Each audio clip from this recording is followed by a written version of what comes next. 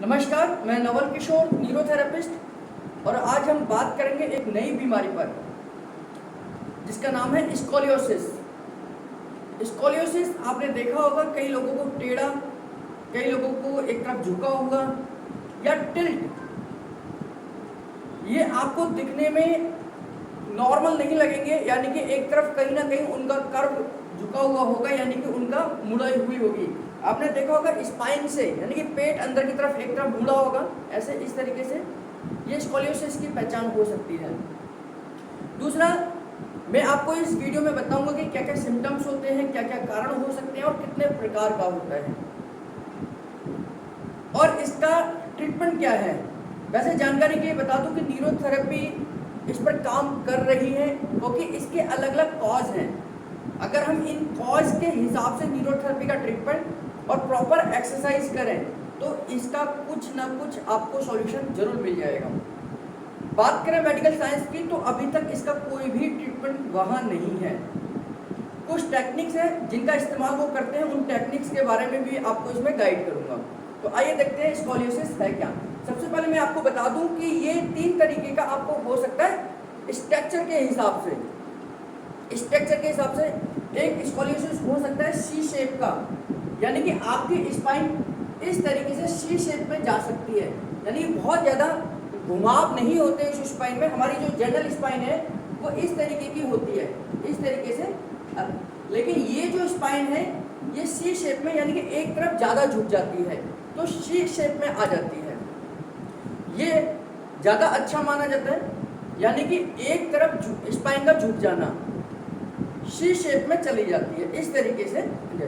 दूसरा है S shape. ये थोड़ा इससे ज़्यादा खतरनाक है और इस कंडीशन में हमारी जो स्पाइन है वो टेढ़ी मेढ़ी हो जाएगी, यानी कि इस तरीके से टेढ़ी मेढ़ी नजर आएगी, और ये इससे ज़्यादा खतरनाक है। इससे भी ज़्यादा खतरनाक और बहुत रेयर जो मिलती है वो जेड शेप में मिलती है।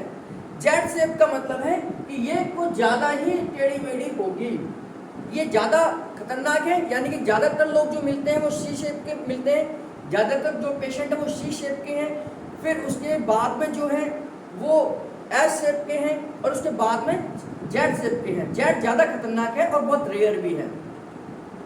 लेकिन स्कोलियोसिस एसोसिएशन के द्वारा इसको 7 टाइप का बताया गया है, यानी कि ये तो मैंने स्ट्रक्चर बताया आपको। दूसरा, इसके सिम्टम्स के आधार पर इसको 7 टाइप में डिवाइड करा है, जिसमें से कंजेनाइटल स्कोलियोसिस, इसका मतलब ये है कि जन्मजात स्कोलियोसिस होना। जब बच्चा पैदा हुआ तो वो स्कोलियोसिस के साथ में पैदा हुआ। इसका मतलब ये हुआ कि कहीं ना कहीं उसको उसके जीन्स में गड़बड़ी हुई और स्पाइन प्रॉपर तरीके से डेवलप नहीं हो पाई। ये अल्ट्रासाउंड में पता लग जाता है और उसमें कंडीशन में देखते हैं कि स्पाइन प्रॉपर तरीके से बच्चे की डेवलप हो रही है नहीं हो रही है, तो ये कंजेनाइटल स्कोलियोसिस है। अर्ली ऑनसेट स्कोलियोसिस, ये कई बार शुरुआत में जैसे बच्चा जन्म लेता है और ग्रोइंग एज में होता है तो उस कंडीशन में उस समय पर ये डिफाइन होती है या पता चलता है। एल्डोसेंट आइडियोपैथिक, यानी कि ये जब हम युवा अवस्था में पहुंच जाते हैं, जब हम यंग एज में होते हैं, तब जाकर ये पता चलता है कि हमारे को स्कोलियोसिस है या इस लड़के को या लड़की को स्कोलियोसिस की समस्या है। डीजेनरेटिव स्कोलियोसिस, ये ज़्यादातर यंग एज के बाद होती है, जब बॉडी के अंदर डीजेनरेशन की कंडीशन शुरू हो जाती है। यानी कि महिलाओं में ये 40 के बाद हो सकता है और पुरुषों में ये 45 साल के बाद हो सकता है, क्योंकि शरीर की डीजेनरेशन अवस्था शुरू हो जाती है, हमारी हड्डियां कमज़ोर होनी शुरू हो जाती हैं, और इन हड्डियों के कमज़ोर होने की वजह से उसका पोस्चर भी चेंज होता है। आपकी जानकारी के लिए मैं बता दूं, हमारी हड्डियां 2 स्टेज पर शेप अपनी बदलती हैं। पहला, जब हम ग्रोइंग स्टेज में होते हैं, यानी कि जब हम बड़े हो रहे होते हैं तो हड्डियां नॉर्मल ग्रोथ कर रही होती हैं, लेकिन जब हम बुढ़ापे की तरफ जाते हैं, यानी कि एजिंग की तरफ जाते हैं, तो उस कंडीशन में हमारी हड्डियां खोखली होनी शुरू हो जाती हैं, और हमारे ओवरवेट की वजह से, हमारे दिनचर्या की वजह से, लैक ऑफ कैल्शियम की वजह से, या जॉइंट्स की एक्सरसाइज ना होने की वजह से ये हड्डियां फिर अपना शेप चेंज करती हैं और यहाँ पर स्कोलियोसिस पैदा होता है या स्कोलियोसिस की समस्या आती है, जिसको हम बोलते हैं डीजेनरेटिव स्कोलियोसिस। न्यूरोमस्कुलर स्कोलियोसिस, यानी कि मसल्स और न्यूरो से रिलेटेड जो संबंध है वो स्कोलियोसिस है। हमारे हड्डियों को पकड़ने का काम न्यूरो और मसल्स करते हैं। यानी कि अगर मैं खड़ा हुआ हूँ, अगर मेरे पूरे शरीर से मसल्स हटा दी जाए और नर्व्स हटा दी जाए तो मेरा ढांचा खड़ा नहीं हो सकता, ये ढांचा एकदम गिर जाएगा। ये स्वाभाविक है कि अगर मेरे हड्डियों के ऊपर से सारा मसल्स हटा दी जाए, मस्कुलर सिस्टम हटा दिया जाए, न्यूरो सिस्टम हटा दिया जाए तो मेरा ढांचा खड़ा नहीं हो सकता। तो जिनकी मसल्स और न्यूरॉन्स कमजोर होते हैं, उसके कमजोरी की वजह से, वो मसल्स कमजोर होने की वजह से आपकी स्पाइन भी टेढ़ी होने लग जाती है, जिसको हम न्यूरोमस्कुलर स्कोलियोसिस कहते हैं।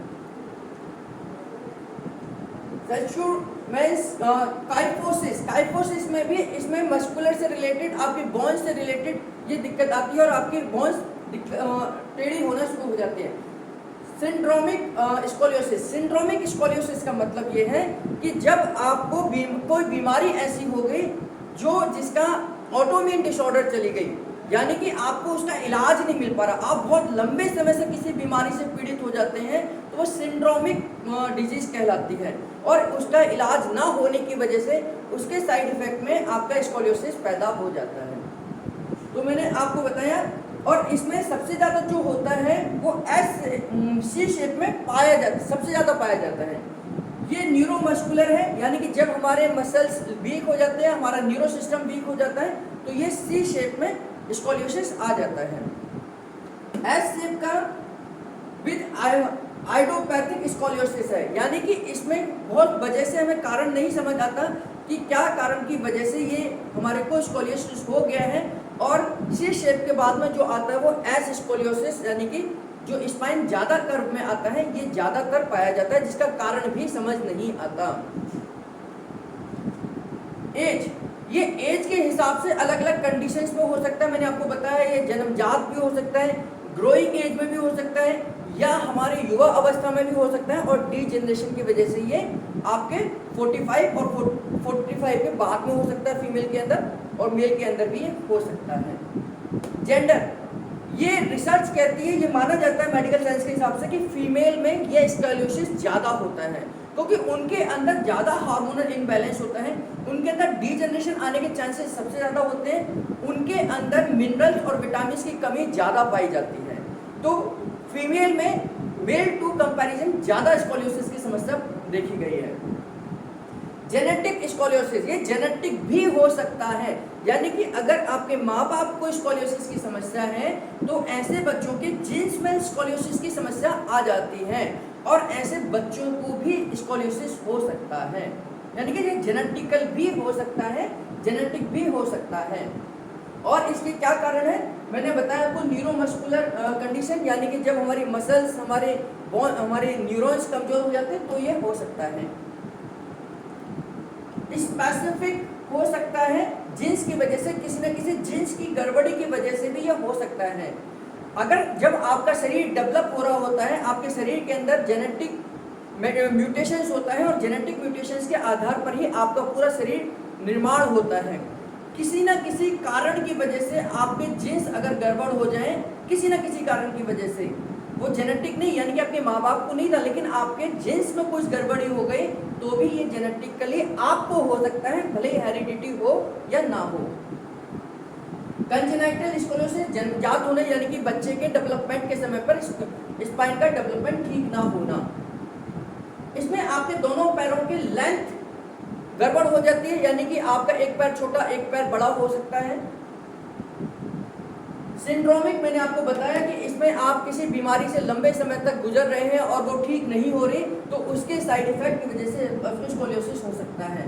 ऑस्टियोपोरोसिस भी हो सकता है, और अदर कारण भी हैं जो स्कोलियोसिस के बनते हैं, जो बीमारी के तौर पर नहीं है, वो हमारे लाइफ स्टाइल की वजह से हो सकते हैं। जैसे आपकी कोई इंजरी हो गई, आपका कोई एक्सीडेंट हो गया, उस एक्सीडेंट में आपकी स्पाइन में चोट लगी, और स्पाइन में चोट के बाद में आपको स्कोलियोसिस की समस्या बन गई। या आप हैवी वेट उठाते हैं, आपका काम ऐसा है कि आपको वजन अपने सिर के ऊपर उठाना पड़ता है, तो ये वजन उठाने की वजह से इसका जो प्रेशर है वो स्पाइन के ऊपर पड़ता है, और इसकी वजह से भी आपकी स्पाइन थोड़ी सी टेढ़ी हो जाती है। आपके अगर सिटिंग पोस्चर है, आपकी जॉब जो है वो सिटिंग वाली जॉब है, तो लगातार गलत तरीके से बैठने की वजह से बहुत सारे लोग एक इतने कंफर्ट जोन में जाकर बैठते हैं कि वो अपनी स्पाइन का ध्यान नहीं रखते। तो गलत पोस्चर की वजह से भी आपको स्कोलियोसिस हो सकता है। गलत ड्राइविंग सीट पर अगर आप बैठते हैं, पोस्चर ठीक नहीं रखते, तो भी आपको हो सकता है। तो ये कुछ अन्य कारण हैं जिनकी वजह से स्कोलियोसिस हो सकता है।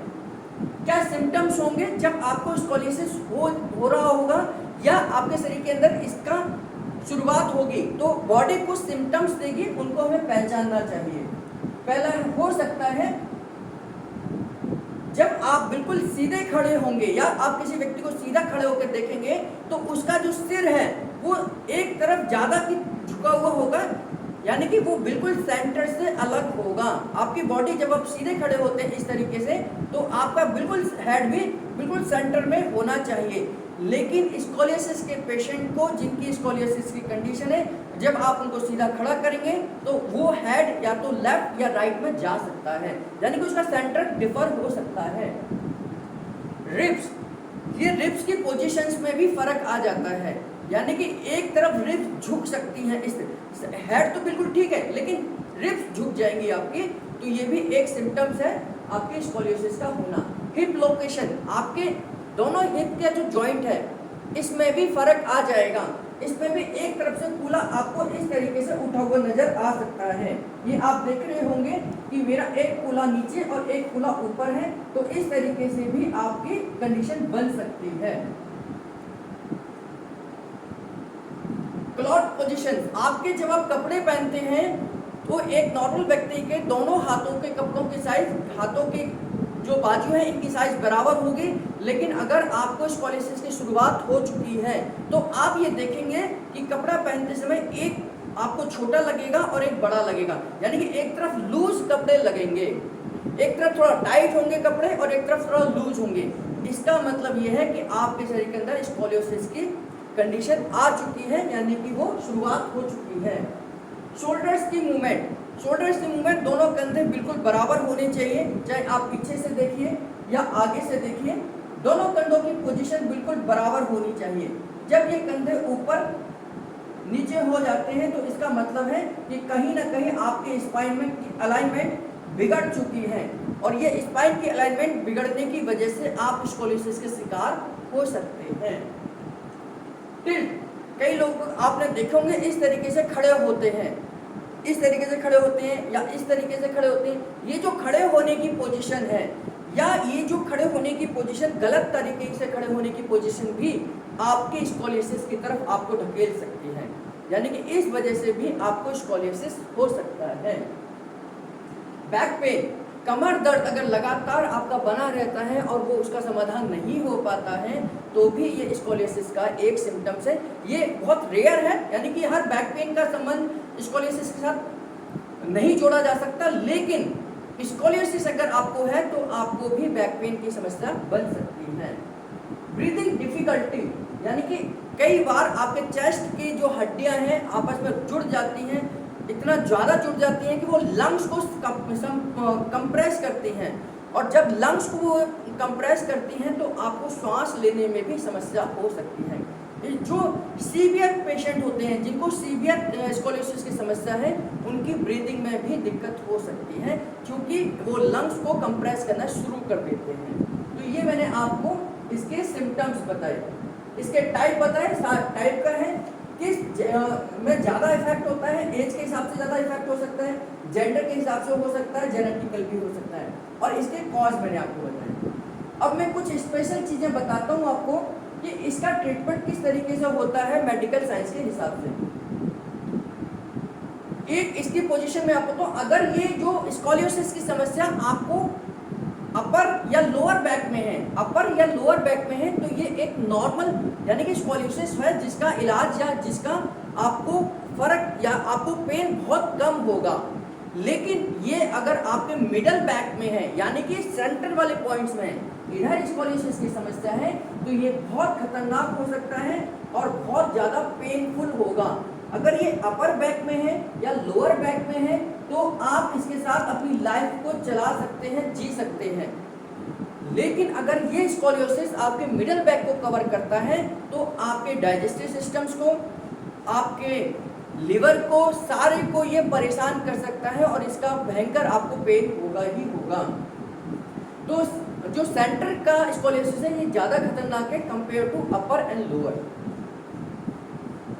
बोन मैच्योरिटी, यानी कि जब आपकी बोन डेवलपमेंट हो रही होती है तो उस कंडीशन में इसके ज़्यादा चांसेस हैं होने के, यानी कि या तो आप डेवलप हो रहे हैं, यानी कि आपकी ग्रोइंग एज चल रही है तब ये ज़्यादा डेवलप हो सकता है, या आप डिजेनरेशन की तरफ जा रहे हैं, यानी कि आपकी एजिंग प्रोसेस चल रही है, तो उस कंडीशन में इन दोनों ही अवस्था में ये होने के चांसेस ज़्यादा हैं। तो इन दोनों ही अवस्थाओं में, इन दोनों ही कंडीशन में, इन दोनों ही एज में हमें अपने शरीर का ज़्यादा ध्यान रखना चाहिए। आपने सुना होगा, देखा भी होगा कि जब बच्चे छोटे होते हैं तो उनकी तेल की मालिश की जाती है, उनको धूप में रखा जाता है, धूप में बैठाया जाता है। उसकी वजह यही है क्योंकि उस समय उनकी एज बढ़ रही है और उनका शरीर डेवलप हो रहा होता है। अगर हम प्रॉपर तरीके से उनका ध्यान ना रखें तो ऐसे बच्चों स्कोलियोसिस की कंडीशन में जा सकते हैं। और जो माँ बाप या जो बुजुर्ग लोग डीजेनरेशन की एज में जा रहे होते हैं तो उनको भी अपना ध्यान रखना चाहिए, अपनी हड्डियों का ध्यान रखना चाहिए ताकि उनका डीजेनरेशन स्कोलियोसिस में ना बदल जाए। डॉक्टर्स ब्रासिंग थेरेपी का इस्तेमाल करते हैं, ब्रासिंग ट्रीटमेंट का इस्तेमाल करते हैं। ब्रासिंग ट्रीटमेंट क्या है कि इसमें आपके शरीर के स्कोलियोसिस के हिसाब से एक स्ट्रक्चर बनाया जाता है, प्लास्टिक का होता है, उन लोगों को पहना दिया जाता है। आप लोगों ने देखा होगा कि इतने शरीर के अंदर यहाँ से लेके यहाँ तक पूरा पीठ कवर कर कर उसके पोस्चर के हिसाब से वो डेवलप करा जाता है और ऐसे पेशेंट को पहना दिया जाता है जब बहुत ज़्यादा कंडीशन खराब ना हो, ताकि आप सपोर्ट के साथ बिल्कुल सीधे बैठ सकें, बिल्कुल सीधे चल सकें। तो ये पहला ट्रीटमेंट है जिसमें कोई सर्जरी की आवश्यकता नहीं होती। छोटे बच्चों में ये होता है तो छोटे बच्चों में प्लास्टर के तौर पर पहना दिया जाता है, यानी कि वो प्लास्टर बनाकर उसके हिसाब से, उसके साइज के हिसाब से वो प्लास्टर उसको पहना दिया जाता है और उस प्लास्टर में ही उसकी स्पाइन ग्रोथ होती है। इस वजह से क्योंकि छोटे बच्चों की ग्रोथ हो रही होती है तो स्पाइन भी अपना साइज हर महीने बदलती है, तो ये आपका हर महीने प्लास्टर बदला जाता है। और जो ब्रासिंग है ये एक आपका परमानेंट बन जाता है, इसको एक बार साइज के हिसाब से आपको पहनकर आप इसमें कंफर्टेबल महसूस करते हैं। सर्जरी, जब सर्जरी की नौबत तब आती है जब आपको बहुत ज़्यादा दिक्कत हो रही होती है, यानी कि आप अपनी नॉर्मल लाइफ को नहीं जी पा रहे होते हैं और दर्द बहुत भयंकर होता है, तो उस कंडीशन में डॉक्टर सर्जरी सजेस्ट करते हैं, लेकिन ये बहुत रिस्की होती है तो इसका कम से कम डॉक्टर्स भी आपको सजेस्ट करेंगे। अब इसका ट्रीटमेंट क्या हो सकता है? हाँ, पहले टेस्ट कैसे कराएंगे? हम एक्सरे करा सकते हैं। अगर आपको डाउट लगता है, अगर आपको कोई समस्या लगती है, अगर आपको कोई शक है कि मुझे कहीं स्कोलियोसिस की समस्या तो नहीं है, या लोग आपको ये बार बार कहते हैं कि यार तू टेढ़ा खड़ा होता है, या आपका पोस्चर बिल्कुल ठीक नहीं है, आपकी गर्दन सेंटर में नहीं है, जैसा मैंने आपको सिम्टम्स और कॉज बताए, तो अगर आपको ये शक है कि आप इस दौर से गुजर रहे हैं या ऐसी बीमारी हो सकती है, तो आप एक्सरे के माध्यम से, आप सीटी स्कैन के माध्यम से और आप एमआरआई के माध्यम से इसका पता लगा सकते हैं, क्योंकि जितना जल्दी आप इसका पता लगाएंगे इसका समाधान भी उतना ही जल्दी हो सकता है। जितना ज़्यादा ये बिगड़ जाएगा उतना ही ज़्यादा इसको ठीक करने में टाइम लग सकता है। ट्रीटमेंट क्या है? मैंने जैसा आपको बताया कि एलोपैथी या मेडिकल साइंस में इसका कोई ट्रीटमेंट नहीं है। लास्ट जो ट्रीटमेंट है वो सर्जरी है, उससे पहले वो प्लास्टर या ब्रासिंग करते हैं या कुछ आपको बेल्ट बांधने के लिए देते हैं जिसके सपोर्ट से आप अपनी लाइफ को जी सकते हैं। नेचुरल तरीके से आप इसको ठीक करेंगे तो ये कुछ मात्रा में ठीक होने के चांसेस हैं, क्योंकि स्पाइन की अलाइनमेंट को आपको ठीक करना है। तो ऐसे योग, प्राणायाम, आसन आपने करते हैं जो आपके स्पाइन को सीधा रखने में मदद करें। डाइट में आपको, क्योंकि डीजेनरेशन की वजह से ज़्यादा आता है, तो आपको कैल्शियम और मिनरल्स पर ध्यान देना चाहिए।